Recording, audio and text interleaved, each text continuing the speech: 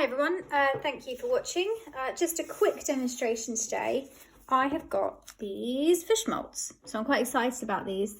They're rather small, and actually the mould is for sugar paste, so it does taper off. I don't know if you can see that in the video, that is actually thinner at one end, so obviously no good for liquid for the top ends really, unless I prop it up, but I might do something else with those. So what I've got to use today is the resin I'm currently testing is liquid diamonds. So I'm going to give this a go again today with this project. I'm a little bit concerned because it's a thinner resin. I can wait and let it thicken over time, but before I pour it, but I haven't really got time to do that today. So anyway, this is a 2-to-1 ratio resin. So 2 parts resin to 1 part hardener. So I'm going to use that today. I've got 2 different types of pigments. I've got one that's clearly from China, but it was from a starter kit that I got when I first started with some UV resin. So that is that to try. And another orange, well, it's a yellow really. It is a yellow pigment that is translucent. I've also got some different types of mica powders. They're actually nail art powders, but I find they work just as well as any other powder. I've got silver, a gold, and sort of a reddy pink, almost a copper colour. So what I'm going to do today is I'm going to mix up just a small amount of resin. I'll put my gloves on first, because what I want to do is I was trying to think of ideas of how to make a sort of pretend fish bowl. So I've been on the lookout for jars or bowl-shaped glass, you know, crystal or whatever. And I thought I'd buy myself some fish moulds so I can possibly sink the fish in the resin. But anyway, I'll have a go at making the resin fish today. Start off with the hardener of this one. So 1 part hardener. So I'm going to just do 5 ml of hardener. If I can see the measurement from here. Yeah, okay. So 5 ml hardener. Yeah, okay. Do that up so I don't knock it over. Oh, see, good job I done it up.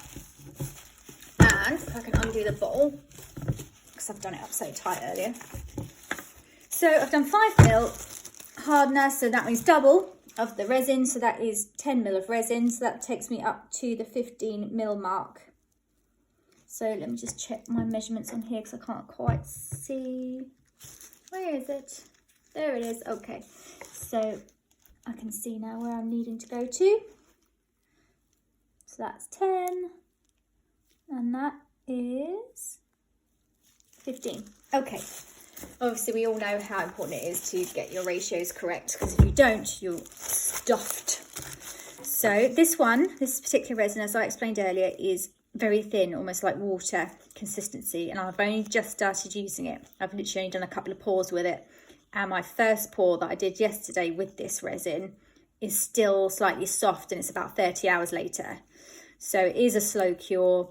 It does recommend 24 to 48 hours before demoulding, which is a little bit of spoil sports, but if it's good resin, if it's clear, then, you know, if it's strong, who cares? But you can see I'm stirring. I am being careful. I don't know how much you can actually see, but there's not a lot of bubbles appearing yet. And it does recommend stirring for about 3 to 4 minutes. But in small consistencies like this, you can sort of judge it yourself. But make sure it's properly mixed. Scrape the sides, scrape from the bottom. Also, I've been told not to use a wooden stick to stir because that can create bubbles. But I've bought a load of them now, so I might as well use them up. At least you can dispose of them and they're not harmful to the environment or anything. So I prefer to do that rather than throw away plastic or anything else. So still not a lot of bubbles in there. I'm quite impressed with this actually. So what I'm planning to do is I'm going to dust the moulds, not all of them, but some of them with the different colour mica powders. It's a bit experimental, this one. So I'm going to brush the moulds with mica powder. Use the different colour pigments if I can as well. And see what results we get.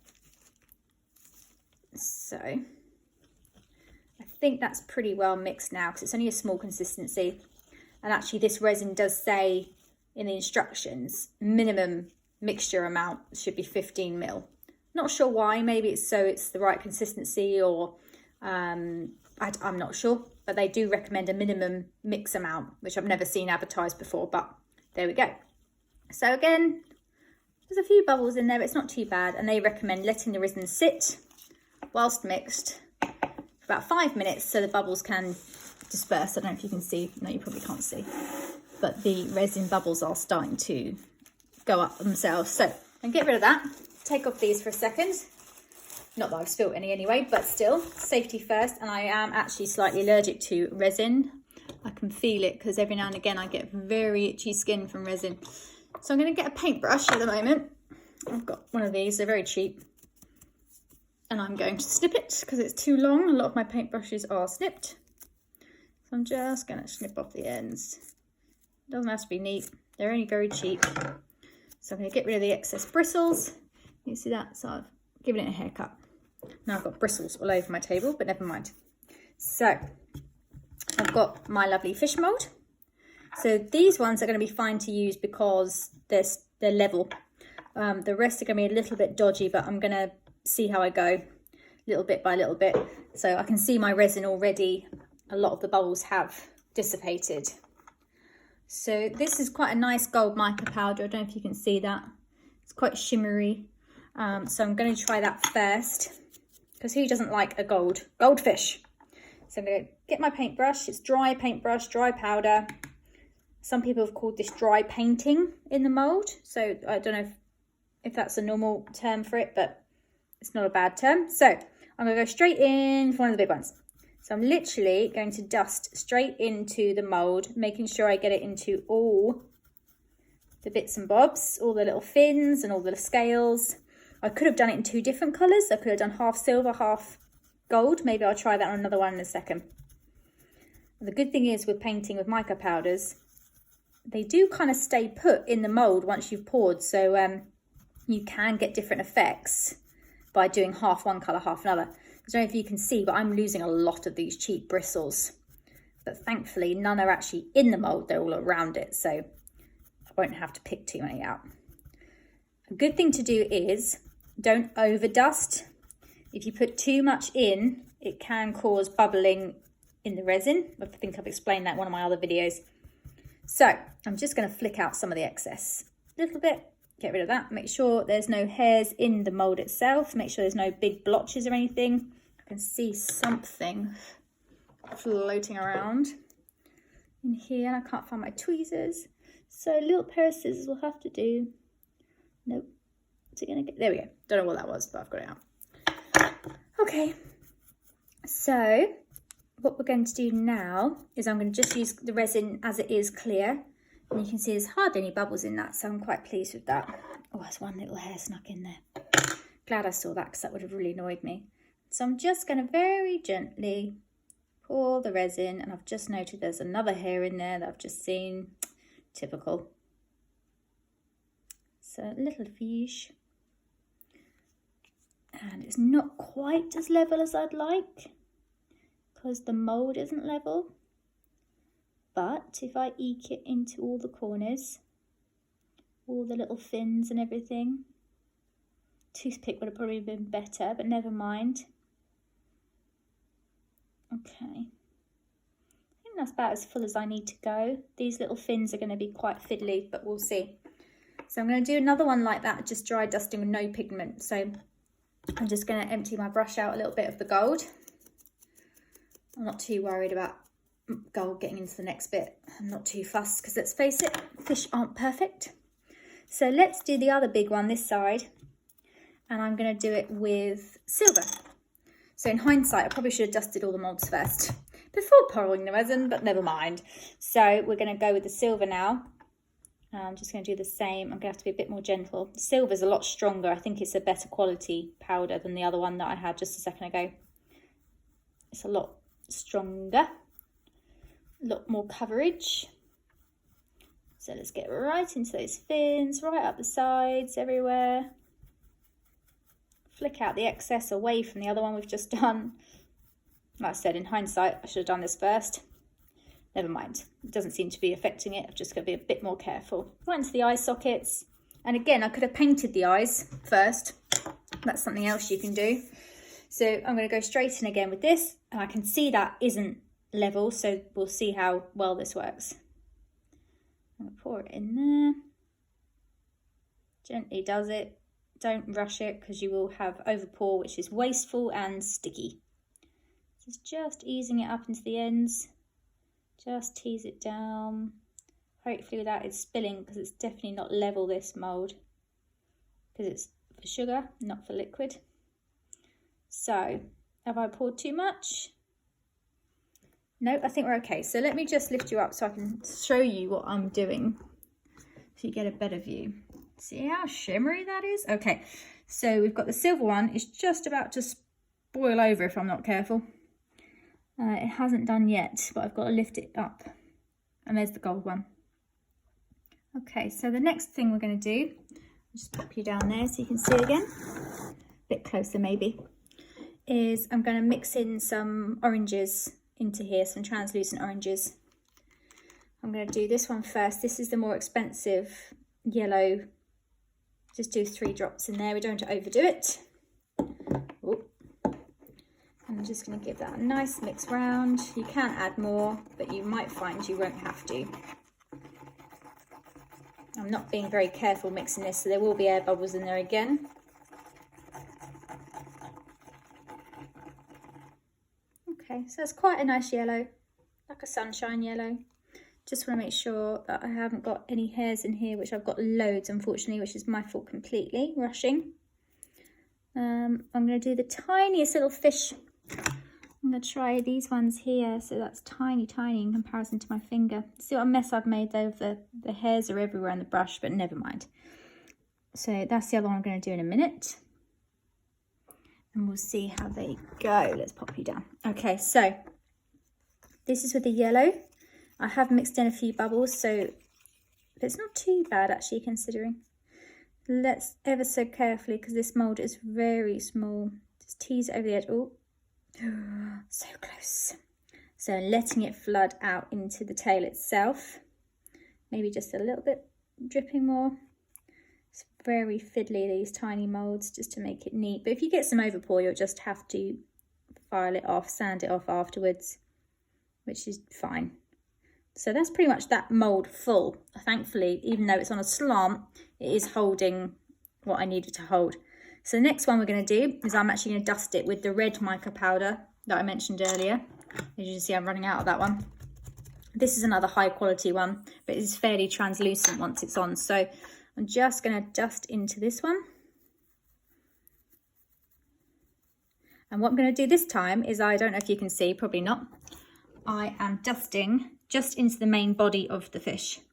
So I'm going to just dust into here to see what effect we get by doing it part dusted, part clear. So that's what I'm doing with this one, because you can't quite tell from there.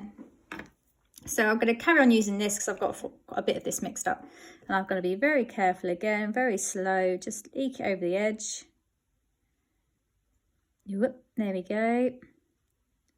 Very, very slow. Whoop. Okay, we'll stop there for a sec. And I'm just going to let it eke up into the fins. You know, because fish fins are slightly transparent, they're slightly translucent. And there we go. So if you can see, thankfully, no overpour. And we've got some little fish in the making. So you can see a few bubbles are starting to come, but I'm going to blast that off in a minute. So there we go. Now I'm going to leave that here for now. I didn't get to use the other pigment that I wanted to, but maybe I'll do that in another session. I've still got some orange left, so I might have to find a home for that. Or maybe I'll just put it into one of these. Yeah, let's not waste it or start another project, because I've got loads of unfinished projects. Get the hairs out of there if I can. Great. Okay, so I'm going to do this one now, which looks a little bit like Finding Nemo.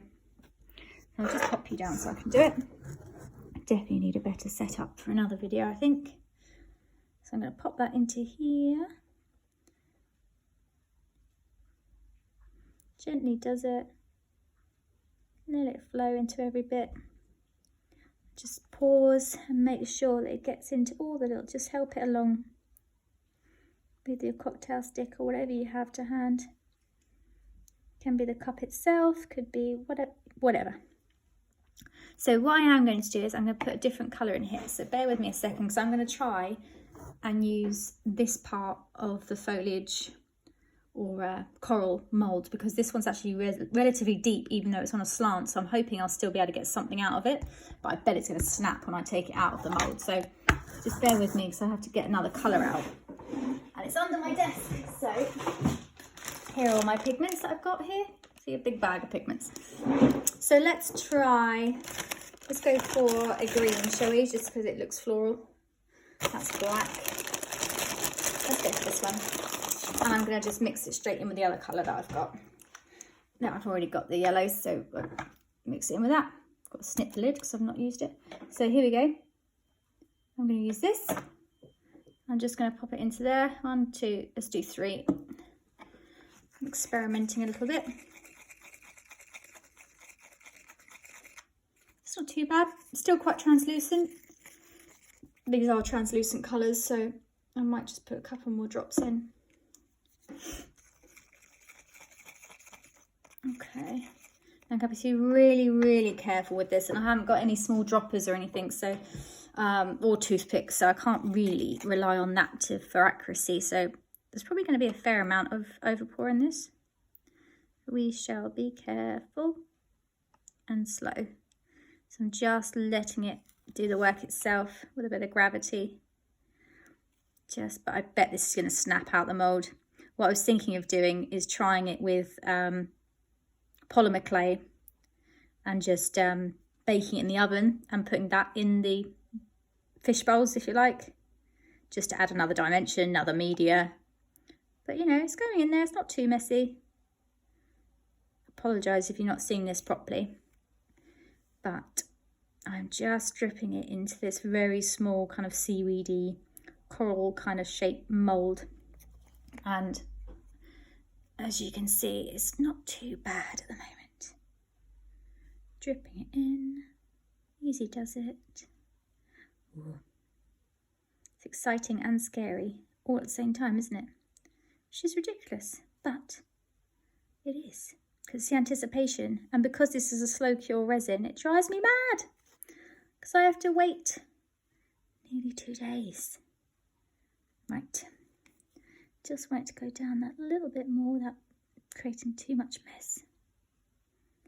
Okay, I think that's the best I'm going to get with that. And I still think it'll probably snap when I get out the mould because it's so super thin. So here we are. Not too messy. I've gone over a little bit, but it's not too bad. I don't know what that black dot is. I don't know what that is in there. Can you see that? Never mind, it'll add depth, it'll be fine. So this is what we've got with my little fish mould. Brand new, haven't used it yet. So we've got, trying a bit of green. I've got some fish that's half mica, half clear. A couple of clear fish, a couple of purely mica, very sparkly fish. I have got enough resin to do the other fish, but he's got a lot of hair in there. So I'm going to leave it there today. But thank you, and I will show you the results when I can take them out. Probably tomorrow or the next day, depending on how well they cure now. Take care.